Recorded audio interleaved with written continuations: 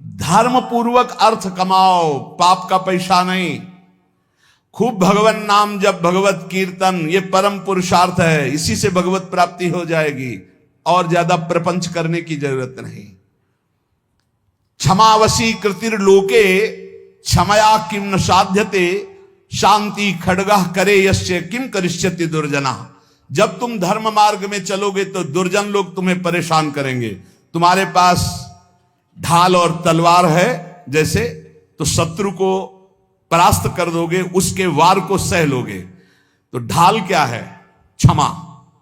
आपको जब कोई गाली दे, अपमान करे, तो अपने भजन को बचाने के लिए क्षमा रूपी ढाल का प्रयोग करो।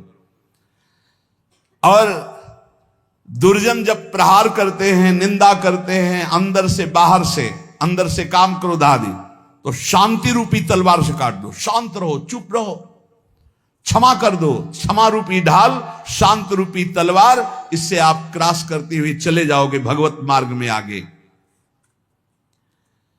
स्वर्ग के देवता, बड़े बड़े देवता जिसको नमस्कार करते हैं, वो कौन सा पुरुष होता है? बोले वो दो प्रकार के होते हैं। एक होते हैं जो बलपूर्वक दंड देने में क्षमता रखते हैं, पर उनका अपमान निंदा करो वो सह लेंगे, और निर्धन होने पर भी, अवसर आने पर सब कुछ लुटाने के लिए तैयार हैं। इन दो पुरुषों को बड़े बड़े देवता भी नमस्कार करते हैं। गरीब होने पर भी दान देने का उत्साह, और बलवान होने पर भी सहनशीलता। दूसरे के द्वारा किया हुआ निंदा, अपमान आदि मौन होकर सह लेते हैं, यद्यपि सामर्थ्य उनमें दंड देने की है। गरीब होते हुए भी दूसरों को खिलाने पिलाने, दान देने का उत्साह, इन दो को बड़े बड़े देवता भी नमस्कार करते हैं। द्वांभसी निवेष्टव्यो गले बद्ध्वा दृढ़ाम शिलाम, धनवंत मादातारम दरिद्रम चातपस्विनम। ये दो मरे हुए ही समझो, संसार में जीवित है, पर इसका अर्थ सीधे होता है कि गले में पत्थर डालकर डूब के मर जाने वाले स्वभाव वाले हैं। क्या? जो धनी होने पर भोग विलासिता में पैसा खर्चा करते हैं। एक होटल में गए, लाखों रुपए खर्चा कर दिए।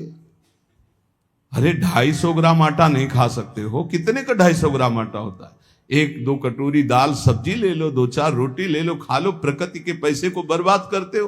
5 लाख उड़ाया है, 5 लाख में 500 आदमी खूब बढ़िया भोजन पाते और बढ़िया स्वस्थ रहते। ऐसे विचार करना चाहिए। दुर्गति किनकी होती? जिनको इस जन्म में धन मिला और वो दूसरों की सेवा में, भागवतिक सेवा में न लगाकर भोगों में लगाते हैं। पीछे वाले श्लोक में था, कह रहे द्वाविमौ पुरुषो राजन स्वर्गस्योपरि तिष्ठितः प्रभुश्च क्षमया युक्तो दरिद्रश्च प्रदानवान। जो गरीब होकर दूसरों को दान देने का उत्साह रखता है वो, और जो बलवान होने पर दूसरों को क्षमा कर देता है वो, इन दो को देवता भी नमस्कार करते हो। देवलोक के भी ऊपर गति पाने वाला है। और इन दो को, जो धनी होने पर, धन होने पर भी साधु सेवा, गौ सेवा, भक्त सेवा या समाज सेवा में ना देकर वो उड़ाता है नाना प्रकार के काम भोग, विषय भोग, मनोरंजन में। ऐसा नहीं कि प्रकृति का धन तुम्हें मिला, तुम उसके स्वामी हो, जो चाहो कर लो। तुम सिर्फ मुनीम हो, स्वामी तो भगवान है। हिसाब से चलो, नहीं सब छीन लिया जाएगा। जो धनी होने पर मदांध होकर गलत जगह धन खर्चा करता है, मैं इसका स्वामी हूं, और सही ढंग से उसका खर्चा नहीं, सो धन धन्य प्रथम गति जाकी। अरे कितने ऐसे बीमार लोग हैं जिनके पास अर्थ व्यवस्था नहीं। कितने भूखे लोग ऐसे हैं जिनके पास भोजन व्यवस्था, हम कह रहे हैं बहुत वास रहित लोग हैं जिनकी वास व्यवस्था नहीं। तुम्हारे पास धन बड़ा है, अरे कितने कितने करोड़ ऐसे मनोरंजन में। पूरे भारत में एक एक कुटिया बना दो, एक एक गांव में, तो एक एक परिवार तो रह जाएगा। धन का सदुपयोग है दूसरों के सुख में लगाना, अपने मनोरंजन में लगाना नहीं। अपनी आन बान शान किसमें है? भगवान प्रसन्न हो जाए, इसमें नहीं है कि संसार जान जाए कि हमने इसके लिए इतना पैसा खर्चा किया। दुर्गति होती है। धन, अगर वो धर्म विरुद्ध आचरणों में जा रहा, तो तुम स्वामी के द्वारा दिए हुए धन का अपमान करो। तुम स्वामी नहीं हो, लक्ष्मीपति नारायण है, तुम थोड़ी हो। तुम तो मुनीम हो, तुम्हें केवल पुण्य बल से उतना अधिकार मिला है, छीन लिया जाएगा, देख लेना। इसी जन्म में दोनों क्रियाएं देखी गई। मदोन्मत्त हो जाने से श्री वैभव अंतर ध्यान हो जाता, खत्म खेल, पूरा जीवन जेल में काटो। और जो दरिद्र होने पर कष्ट सहकर भगवान नाम जप करके अपना काम नहीं बना लेता है, भोगों के लिए ललचाता हुआ दूसरों की चाटुकारिता करता है, दोनों मरे हुए पुरुष हैं ये, मरे हुए। जिन्हारी भगत हृदय नहीं आनी, जीवित सौ समानते प्राणी। हरणम च परश्वानाम परदाराभिमर्शनम सुहृदश्च परित्यागस्त्रयो दोषा छयावहा। महान धर्मावतार भगवान की परम प्रेमी विदुर जी, ये जो दूसरे को फुसला कर या जबरदस्ती या किसी भी प्रभाव से दूसरे की संपत्ति का अपहरण करते हैं, या मित्र की पत्नी या व्यवहार बनाकर या प्रलोभन करके दूसरे की स्त्री के साथ सहवास करते हैं, और जो अपने मित्र के साथ दगाबाजी धोखाबाजी सुहृदों का परित्याग करते हैं, इनको निश्चित दुर्गति प्राप्त होती है। ध्यान से सुन लो, यही निर्णय करने वाले हैं। धर्मराज का सीधा अवतार विदुर जी हैं और धर्म का अंशावतार युधिष्ठिर जी हैं। सीधा धर्मराज ही आए हैं विदुर जी के रूप में। वही कह रहे, हरणम च परश्वानाम परदाराभिमर्शनम, बहुत बड़ा पाप है अपनी भागवतिक पद्धति से स्वीकार की हुई अर्धांगिनी के सिवा किसी माता बहन की, वो तुम्हारी दुर्गति कर देगा, या अपने पति के सिवा किसी और, वो तुम्हारी दुर्गति कर देगा। परदाराभिमर्शनम, आयु क्षीण हो जाती है, श्री क्षीण हो जाती है। आपको लगता है, कहते हैं कुछ लोग ऐसा कहते हैं कि आप जो जो वर्णन करते हो सब उसमें बड़े मौज से है। तुमको बताया है आखिरी इच्छा पूर्ति की जाती मरने वाले की। इनकी आखिरी इच्छा है तुम अजर अमर तो हो नहीं तो देख लेना इनकी क्या गति होगी। भैया 2-4 बार डकैती से सफल हो गया तो लाखों रुपया उड़ा रहा, तुम कह रहे हो बड़े मौज में, और जिस दिन पकड़ा जाएगा ना और फिर जब दंड उसको मिलेगा तब आप देखने नहीं जाओगे कि उसको क्या क्या दंड मिलता है। ऐसे ही जब यमपुरी में जीव जाता है यहां से कर्म करके, तो शास्त्रों में पढ़ो, तुम्हें शास्त्रों तक पहुंच नहीं और विश्वास नहीं तो तुम मानते नहीं हो कि नरक है। जो दूसरे का धन अपहरण करता है, दूसरे की स्त्री का संसर्ग करता है, मित्र बना करके व्यवहार बना करके पराई स्त्री के साथ सहवास करता है या पराय पुरुष से सहवास करता है, जो अपने सुहृद मित्र को धोखा देता है, परित्याग करता है, ये सब नरक जाने वाले पाप हैं। भक्तम च भजमानम च तवास्मीति च वादिनम त्रिनेतात शरणम प्राप्तान विस्मेपि न संत्यजे। जो तुम्हारा भक्त हो, तुम्हारी सेवा में रहा हो और एक बार हृदय से कह दिया कि मैं आपकी शरण में हूं, ऐसे 3 प्रकार के मनुष्यों के संकट आने पर पूर्ण रूप से सहयोग करना चाहिए। गृहस्थ में अपने कुटुंब में जो सबसे बूढ़ा हो उसको सबसे पहले भोजन देना चाहिए, धर्म का आदेश है। यहां बहू और लड़का कॉफी और समोसा और चाय छान रहे और बूढ़े टुकुर टुकुर हेर रहे हैं, अगर कुछ कहें भी तो डांट देंगे, तुम्हें घर में तो रहना है, बना लेना चाय पी लेना, हमें ऑफिस जाना है, और ज्यादा बात किए तो 2-4 थप्पड़ मार दिए मां के पिता के।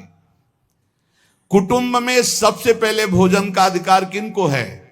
गरम गरम भोजन बना के पहले वयोवृद्ध, फिर दूसरा अधिकार बच्चे, फिर तीसरा अधिकार अपने जो आए हुए जन हैं, जो घर के जन हैं। बनाने वाला सबसे बात के, ये नहीं कि बनाने वाला पहले चक छान के फिर जो मनाया सो परोस दिया। ये वो रसोई में कभी कमी नहीं हो सकती जो ऐसी रसोई होगी।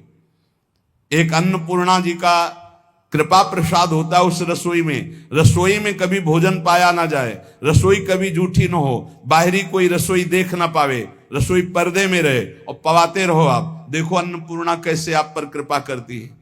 लेकिन यहां तो ऐसे दलित दुराए की हद है, हद है। वो उतार के रखा, धुआं निकला, मुंह में डाल के खा रहे हैं, वही खा रहे हैं, परोसा। ना भगवान से मतलब, ना भगत से मतलब है, ना बूढ़ों से मतलब है, ना।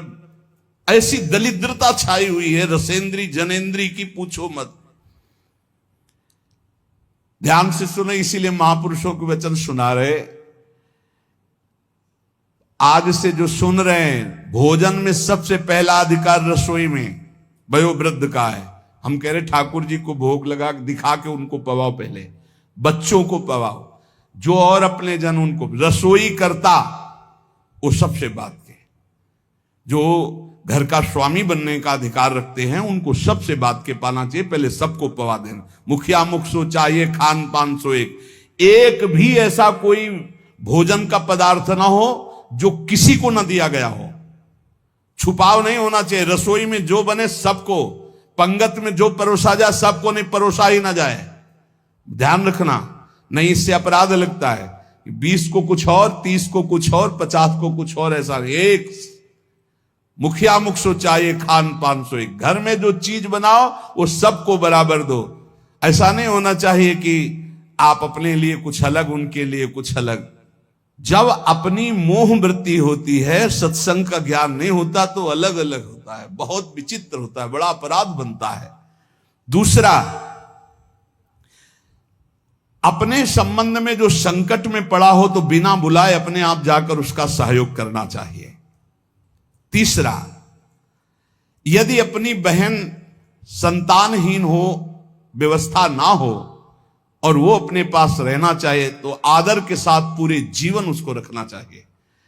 भगवान धर्म स्वरूप विदुर जी कह रहे, अगर गृहस्थी में रहकर ये 4 आचरण संभाल ले जो अभी बोले गए और नाम जप करे तो भगवान की प्राप्ति निश्चित है। बड़े बूढ़ों को भोजन में सबसे पहला अधिकार है। बड़े बूढ़े भगवान साक्षात, मातृ देवो भव, पितृ देवो भव। यदि तुम्हारा कोई संबंधी कष्ट में है तो बिना बुलाए जाओ उसका सहयोग करो। और यदि तुम्हारी बहन संतानहीन, धनहीन है, परिवार में उसको नहीं रखा जा रहा, आप आदर पूर्वक जीवन भर रखो, इससे भगवान प्रसन्न हो जाएंगे।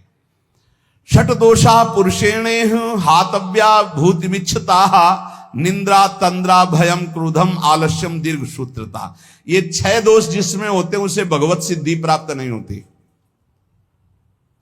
परमार्थ की उन्नति चाहने वाले, भगवान को प्राप्त करने वाले को ये 6 दोष त्याग देना चाहिए। महात्मा विदुर जी कहते हैं क्या? पहले निद्रा त्यागने का मतलब उचित निद्रा, 4 घंटे 5 घंटे।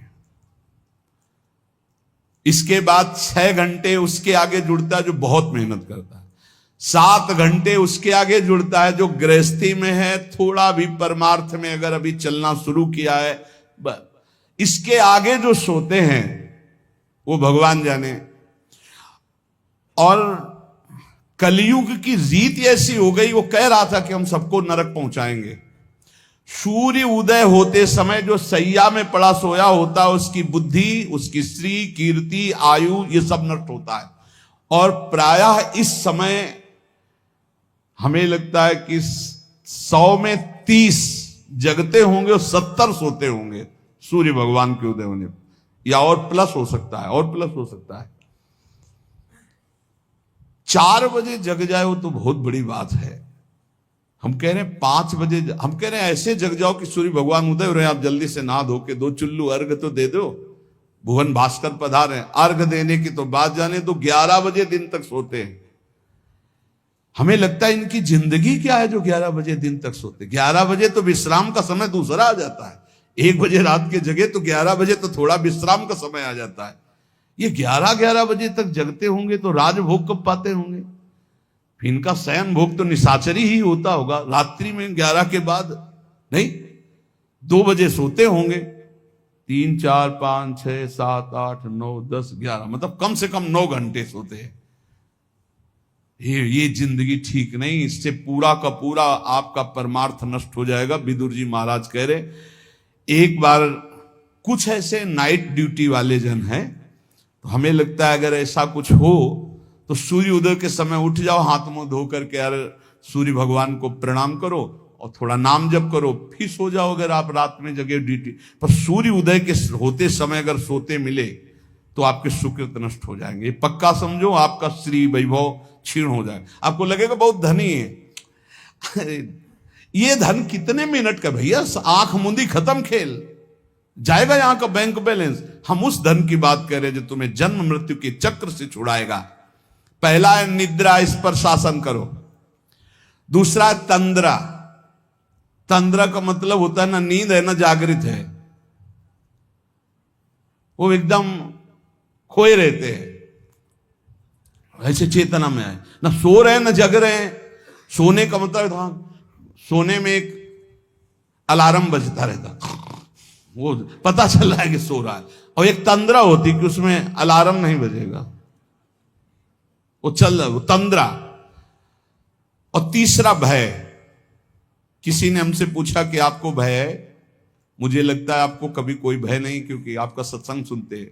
हमका एक भय है, एक भय हर समय बना रहता है कि लाखों की श्रद्धा है, हे भगवान कभी हमारे द्वारा मन वचन कर्म से ऐसा कोई कार्य न बन जाए जिससे किसी की श्रद्धा नष्ट हो जाए, उसका भगवत मार्ग रुक जाए। बस एक बात का भय रहता है, हमारे द्वारा कहीं कोई ऐसी वचन न निकल जाए किसी को पीड़ा पहुंचे, हमारे द्वारा कोई ऐसा कर्म न बन जाए जिससे किसी की श्रद्धा नष्ट हो जाए। क्योंकि संतों पर श्रद्धा बहुत समय के बाद होती है, समय समय पर ऐसा भगवान का एक संत की क्रिया से लाखों संतों की प्रति अश्रद्धा हो जाएगी। हे प्रभु कभी हमारे द्वारा ऐसा आचरण न बने, हमारे वचन ऐसे न निकले, हमारा कोई ऐसा भाव न हो जिससे किसी की श्रद्धा का नाश हो। इस बात से भय लगता है, बस किसी की श्रद्धा नष्ट ना हो, हमारी गति दुर्गति को से कोई फर्क नहीं, सामने वाले की गति न बिगड़े, उसका भाव मंगल मन रहे, हमारे अंदर कोई ऐसी वार्ता ना आ जाए, कोई ऐसा दोष ना आ जाए जिससे किसी को भाव बिगड़ जाए। बस एक भय रहता है, और ये भय भजन बढ़ाने में काम आता है। यही डरपि हरिवंश हित, जिनो भ्रमय गुण सलिल पर, जी नामन मंगल लोक त्यू सुहरिपद भज न विलंब कर। इस डर से डरते रहना चाहिए कि कहीं हमें माया की त्रिगुणात्मिका वृत्ति फिसला न दे। इसलिए हर समय जिनका नाम तीनों लोकों का मंगल करने वाला है, उन हरि का जप करते रहना चाहिए, राधा राधा हरि हरि। और भय, ये अन्य भय भगवान की प्राप्ति में बाधा पहुंचा देगा। निद्रा, तंद्रा और भय और क्रोध, ये तो निश्चित समझो, अनुभव की भी बात कह रहे हैं, महीनों के भजन को शांत कर देता है। जो भजन का तेज उत्पन्न होकर ज्ञान प्रकाशित करता है उसी को बैठाल देता है। क्रोध नहीं आना चाहिए, गुस्सा नहीं आनी चाहिए। और आलस्य, ये आलस्य भजन मार्ग में बहुत ही घातक है। अरे कल कर लेंगे, 11 माला तो कहा है, आज 5 कर लिया है, कल 11 और 6 कर लेंगे, और कल ही आलस्य दिखाएगा, परसों कल धीरे धीरे खत्म नियम। दीर्घ सूत्रता, हर कार्य को आगे टालते रहना। निद्रा, तंद्रा, भय, क्रोध, आलस्य, दीर्घ सूत्रता, ये 6 दोष भगवत प्राप्ति नहीं होने देते, इसलिए इनका त्याग करें। जो अपने सुख में प्रसन्न नहीं होता, दूसरे के दुख में हर्षित नहीं होता, जो दान देने के बाद कभी किसी से बोलता भी नहीं है कि मैंने इतना अमुक को दिया, बिल्कुल शांत, कोई जानता ही नहीं कि दिया, वह भगवत मार्ग में आगे बढ़ता चला जाएगा। चाहे जैसा सम्मान, प्रियता, सुख, अनुकूलता, बिल्कुल गंभीर। दूसरे का दुख देखकर दुखी होना, ना कि हर्षित होना। और अपना जो दान है वो कोई जान न पावे कि हमने दिया है। ऐसे 3 प्रधान आचरण ये हैं जो भगवत मार्ग में आगे बढ़ाते हैं। एक भक्त थे, एक दिन वो कह रहे थे कि हमारे हृदय में एक प्रबल लालसा जागृत हुई, जिसे छत्रपति वीर शिवाजी ने अपने गुरुदेव को सब कुछ दान कर दिया। मेरा हृदय कहता है मैं अपने गुरुदेव को अपने प्राण तक दान कर दूं, फिर भी मैं संकुचित हूं कि गुरुदेव को मेरे प्राण किस काम में आएंगे। जब मैं देखता हूं कि अपने गुरुदेव को जो देना चाहता हूं अरुचि है, तब मुझे लगता है क्या करूं जिससे मैं अपने गुरुदेव को प्रसन्न कर लूं। अंदर ये बात जरूर है, और ऐसा नहीं कि वो कोई साधारण पुरुषों में कि घर गृहस्थी के ऐसे ही नहीं, ऐसे नहीं, अरबों खरबों का वैभव है उनके पास, बस ऐसे साधारण पुरुष की तरह रहते हो। दोनों पति पत्नी रो के ऐसे कह रहे थे, हृदय में लालसा पर जब मैं देखता हूं कि मेरे पास जो कुछ है वो सब घास फूस है उनके लिए, तब लगता है क्या ऐसा कर दूं कि मेरे गुरुदेव प्रसन्न हो जाए। ये बात जिनके हृदय में बनी रहती है कि मेरे इष्ट देव कैसे प्रसन्न हो, मेरे गुरुदेव कैसे प्रसन्न हो, वो कभी दोष कर ही नहीं सकते। बोले मुझे कभी कुछ नहीं चाहिए, न परम पद चाहिए, न कुछ भागवतिक चाहिए, न लौकिक चाहिए, आपकी केवल मुस्कुराहट चाहिए कि मेरे गुरुदेव प्रसन्न रहे। बस इसी बात से मैं जलता रहता हूं कि मैं क्या करूं जिससे मेरे गुरुदेव प्रसन्न हो जाए। ये बात जिनके गुरु प्रसन्न तो साहवन कूला मिटी सकल कल्पित भयशूला। जो समुद्र पर्यंत पृथ्वी का वैभव प्राप्त होने पर भी खुश नहीं होता, ये खुशी का विषय नहीं। खुशी का विषय है भगवान की प्राप्ति होना। जो प्रचुर धनराशि का स्वामी होकर भी उसका भोग नहीं करता, अपनी इंद्रियों को वश में करके उतना ही उचित। एक हमने देखा बड़ा वैभव था, लेकिन वो उतना ही प्रयोग करते थे जितना, अगर उनको 100 ग्राम पानी की जरूरत है तो 5 ग्राम पानी भी एक्स्ट्रा नहीं गिरने देंगे। कहते हैं प्रकृति का है ये, उतना ही लो जितना आपको जरूरत है, बिजली उतना ही लो जितनी जरूरत है, वस्तु बहुत है लेकिन उतना ही प्रयोग करो जितना जरूरत है। वो प्रकृति की है, भगवान ने आपके हिस्से में दी, प्रकृति की सेवा में लगा दो। समुद्र पर्यंत पृथ्वी का वैभव, प्रचुर धनराशि का स्वामी होकर भी जो अपनी इंद्रियों पर अधिकार रखता है, फूला नहीं होता, अभिमान नहीं करता, उचित प्रयोग करके दूसरों की सेवा में लगाता है, वो भगवत प्राप्ति के लिए आगे बढ़ जाता है। और जो उसका इंद्रियों के वश होकर भोगों में व्यतीत करता है, वो ऐश्वर्य से भी भ्रष्ट हो जाता है और दुर्गति को प्राप्त होता है। अनुसूयायाम आर्जवम शौचम संतोषा प्रिवादिता दमः सत्य मनायासो न भवंती दुरात्मनाम।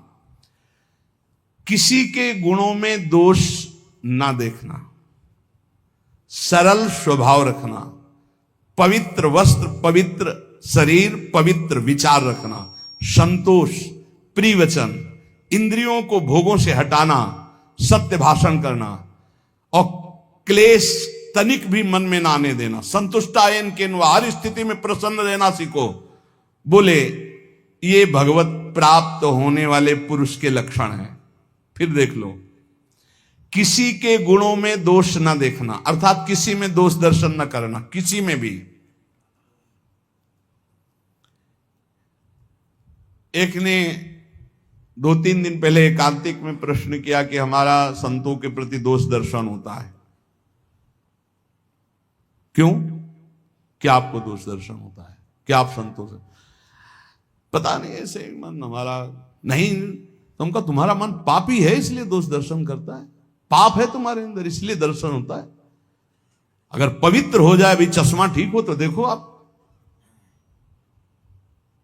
बोले कई बार जैसे सत्संग सुनते हैं, सब बातें सुनते हैं तो विश्वास नहीं होता। तो अशुभ कर्म करने वाले को विश्वास होगा, पापात्मा को विश्वास होगा। पापवंत कर श्रेष्ठ स्वभाव भजन मूर्ति भाव न काओ। अशुद्ध आचरण करोगे, दूसरों पर दोषारोपण करोगे। अभी अपना चश्मा ठीक कर दे, भगवान के सिवा कोई नहीं है, सच्चिदानंद प्रभु के। बोले मन मेरे वश में नहीं। हम कहा नहीं, उसको डांटिए। बोले भी नहीं है वश में, तो हम कहा आप अपनी बेटी की तरफ गंदी दृष्टि से देख सकते हो? बोले नहीं। उनका बहन की तरफ? बोले नहीं। तो गुरु की तरफ कैसे देख सकते हो? केवल बकवास। ऐसा तुम्हारा मन है? अगर ऐसा मन है कि जो तो फिर ऐसा भी कर सकता है, नहीं तो फिर ऐसा कैसे कर सकता है? शासन में एक तरफ छूट दे दो, एक तरफ उसको नहीं, ऐसा नहीं। मन पर शासन बुद्धि का हो और बुद्धि पर शासन शास्त्र और सदगुरुदेव का हो, तब चलता है। किसी के भी गुणों में तुम्हें दोष देखने का अधिकार नहीं। तुम अपने दोष देखो। बुरा जो देखकर मैं चला, बुरा ने मिलिया कोई, जो दिल खोजूं आपनो तो हम सब बिरानो हो। पक्की बात है, ईमानदारी से। अगर बुराई देखने चलो तो अपने हृदय रूपी महल में घुस के देखो तो अभी पता चल जाएगा। अनसूया, किसी के गुणों में दोष देखना है सबसे बड़ा छिद्रान्वेषण, सबसे बड़ा भगजन मार्ग में बाधक भाव है। कभी इसको अंदर मत आने देना। आ जाए तो तत्काल प्रभु से प्रार्थना करना। सरल स्वभाव रखो, पवित्र वस्त्र रखो, पवित्र शरीर रखो, पवित्र विचार रखो, संतोष भाव रखो, प्रिय वचन बोलो, इंद्रियों को खुला मत छोड़ो, सत्य भाषण, क्लेश सहो, जितने भी दुख आवे आनंद पूर्वक सहो। तो बोले ऐसे लक्षण भगवत प्राप्त महापुरुषों में। अब वो भगवत प्राप्ति करने वाला है या भगवत प्राप्त होने ही जा रहा है, जिसके अंदर ये लक्षण आ जाते हैं और भजन परायण रहता है। हिंसाम बलम साधु नाम राज्ञाम दंड विवर्ध बलम शुशुषातु बलम स्त्रीणाम क्षमा गुणवताम बलम। दुष्ट पुरुष कटुक वचन और मारपीट करके अपना बल दिखाता है, लेकिन जो साधु पुरुष होता है वो मुस्कुराकर सहकर अपने बल का दर्शन कराता है। बलवान कौन? जो दूसरों के द्वारा कटु वचन विपरीत व्यवहार करने पर भी मुस्कुरा के चला जाता है, वही गुणवान है, वही बलवान है, वही क्षमावान है। इसलिए हे राजन, मैं मधुर शब्दों में कह रहा हूं कि यदि तुम्हें भगवत प्राप्ति करनी है तो ये निद्रा, तंद्रा, भय, क्रोध, आलस्य, दीर्घ सूत्रता, इनको त्यागो। गुणों में दोष मत देखो किसी के, सरल रहो, पवित्र भाव रखो, संतोष, प्रिय वचन बोलो, इंद्रियों का दमन करो, सत्य भाषण बोलो, और जितना भी क्लेश दुख आवे चुपचाप सह जाओ, नाम जप करो, भगवत प्राप्ति हो जाएगी। इन महान पुरुषों के वचनों का बार बार मनन करो और अपने आचरण में उतारो। कभी तुम्हारा कोई पुण्य दान आदि बन जाए तो ये तुम्हारा अहंकार अंदर से उठेगा कि उसका वर्णन करूं, मत करना, वो तुम्हारे बहुत काम आएगा आगे चल करके। कभी किसी को पानी पिला दिया हो, कभी किसी को भोजन पवा दिया हो, कभी कोई दान पुण्य कर दिया हो, मौन रहना, पूछने पर भी मत बताना। कोई पूछे वृंदावन गए थे, कुछ तो खवाया पिया होगा संतों को, मत बोलो अरे हमारे को खाने को नहीं, हम दूसरे को क्या खवा देंगे, हम ही को भगवान पवा रहे हैं। ऐसे अपने पुण्य को छुपाओ। और अगर कोई संत महापुरुषों का समागम मिले तो भगवत प्राप्ति के योग्य जो वचन निकल रहे उनको ऐसे पकड़ो जैसे कोई गरीब आदमी संपत्ति को पकड़ता है, और उन वचनों का बार बार मनन करो। तो जैसे पात्र को मांजा जाता है तो निर्मल हो जाता है, ऐसे जब हम सत्संग के वचन चिंतन करते हैं तो हमारा मन, हमारा बुद्धि, हमारा चित्त, हमारा अहंकार ये निर्मल होने लगता है। निर्मल अहंकार भगवत स्वरूप है। इसलिए खूब नाम जप करो, सत्संग का मनन करो, और इसी जन्म में हम भगवत प्राप्ति करें ऐसा निश्चय करो। शेष चर्चा आगे। श्री राधा वल्लभ लाल की।